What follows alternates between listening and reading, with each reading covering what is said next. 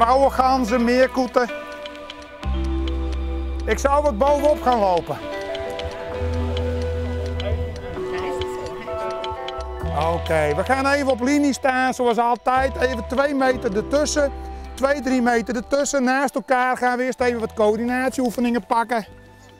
Ja, dit voelt weer heel anders dan als je in de zaal bent natuurlijk. Hè? Want je hebt hier een zachte ondergrond. Hè? Dat is dus weer even wat moeilijker. Als het niet lukt, zet je gewoon de voet op de grond.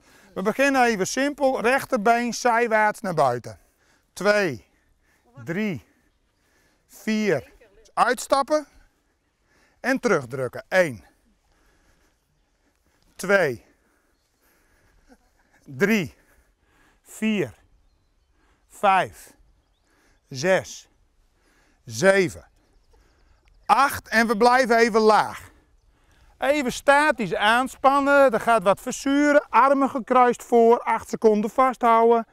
Arend, hou jij het een beetje in de gaten. 2, 3. Je krijgt geen aanwijzingen, gewoon proberen.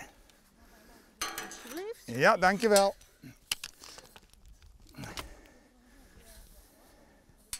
Keurig. Ja. Netjes. Wat is nou de reden dat je met deze mensen hier binnen? Nou, de reden is eigenlijk de revalidatie wat verleggen ook een beetje. Normaal zijn we wat gewoon in de oefenruimte in het gezondheidscentrum bezig. En zo af en toe gaan we gewoon met deze groep ook naar buiten.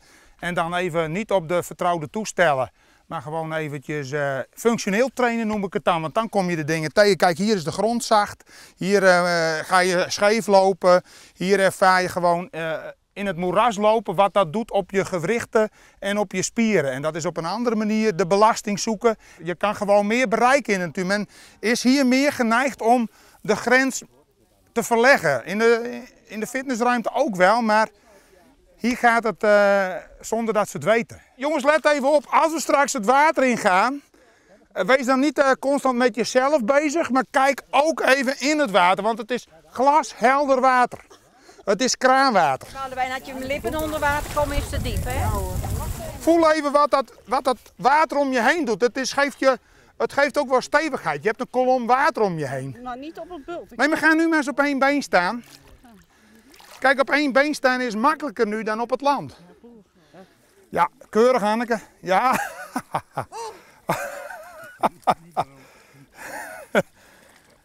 Dat is hem.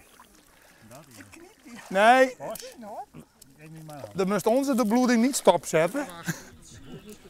Ze hebben natuurlijk allemaal pijnklachten. En daar gaat men natuurlijk als individu ook verschillend mee om. Dus wat ik zeg van deze groep is dat hier niet zeurpieten in zitten. Want dat vind ik gewoon lekker. Men heeft pijn, maar men heeft het geaccepteerd. En men heeft weer zin gewoon in het leven en in het bewegen. En dat als therapeut vind je dat gewoon het lekkerst. Dat mensen gewoon plezier in dingen hebben. Nou, een mooie therapeut binnen jou. Dit zijn mensen die hebben het al wat lastiger en jou sturen ze eruit in.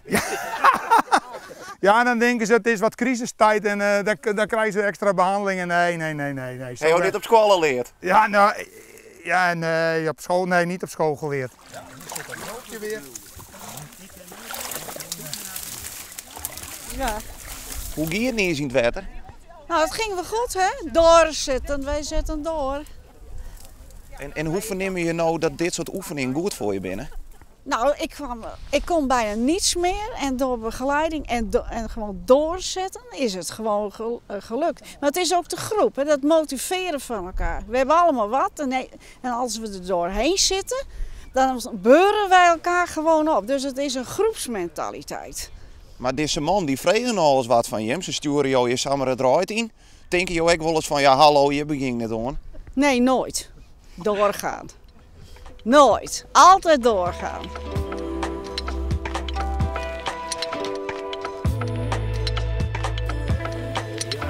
stukje water. Ja. Dat is ook heel diep.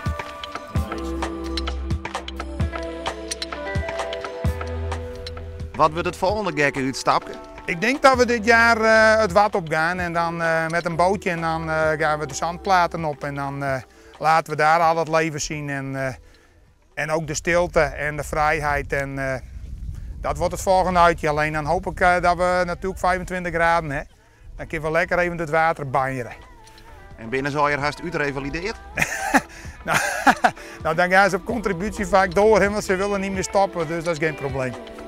We gaan lekker door met deze mensen en zolang we er allemaal lol in hebben, dan gaan we gewoon door.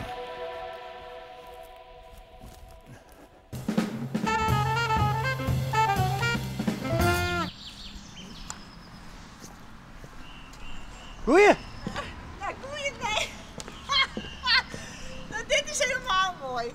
Zie je hem elke keer voor de televisie? Nou, ik denk, je komt me nooit in raad. Nou, wat zou je vreden? Wat ben je aan dan? Nou, dat zou je wel moeten omhemelen. Het is een zwijnenstal. Zwijnenstal? Ja, jongen. In weekend net dingen, nou, het komt er nooit. Altijd koud. Het is hier nog een zoeke kreeg. Ja, dat zou je ook. Maar als je hier opzoekt, dan zou je wat lang dat skin is. En ik hou wel van een beetje skin natuurlijk, hè. Krijgt in de gaten. Kijk, dat is net een tijd, maar ik denk maar toch maar even de balans. Maar ik kan nooit te wachten Jim gekomen zo. Je hebt eigenlijk het verkeerde voor, hè. Hoezo? We kunnen zo goed praten. Nee? Nee. Nee, dat is niks aan mij van de televisie. Je raadt jongens niet erin terug. Ik vind het altijd leuk dat je bij een oor bent, maar net bij mij. En dat je hier nou zo bezig bent, wat denk je dan aan? Nou, ik ben daar naar voren op visite en denk hoe ik het wel kleer krijgen. Aha. Ik hoor de krek hem tussendoor. Dus, Maar het is slagen? Je wint nou krijg nee, ik ben krek bezig, man. Oh. Ik maak even zeggen. Het past me helemaal in dit gesprek net. Dus ik maak heel rustig om. Maar het is ontspanning van mij, hè? Ja? Ja, heerlijk. Lekker boeten door. Toen ging ik naar het in. Dus ik dan harder, maar dan maak ik aan maar zo'n gang. Misschien maatje is dan net ontspannend. Ja, heerlijk. Voor mij wel. Nou, dan mag je bij mij tussen. Want ik wil eens komen te ontspannen. Oh ja, nee, dat doen we maar net meer. Nee. Dat doen we maar net meer. Dit is mooi nou. Ik geef werken na, jong. Nou, tieren dank Maar dan. dit is wel fantastisch, want ik zit elke keer, vind wel leuk. We zetten hem altijd nog een uur op Friesland. En dan hebben we dan nooit het eerste journaal, dat missen we nooit. Dan je altijd nou. Ja. Dan zoek je hem overal van, nou, dit ik echt nog. Mijn man zit hem slaplaatje vanzelf, hè. Dan maakt me niks zeggen. Ja, gaat dat lukken? Dat weet ik net. Ja, ik denk het wel.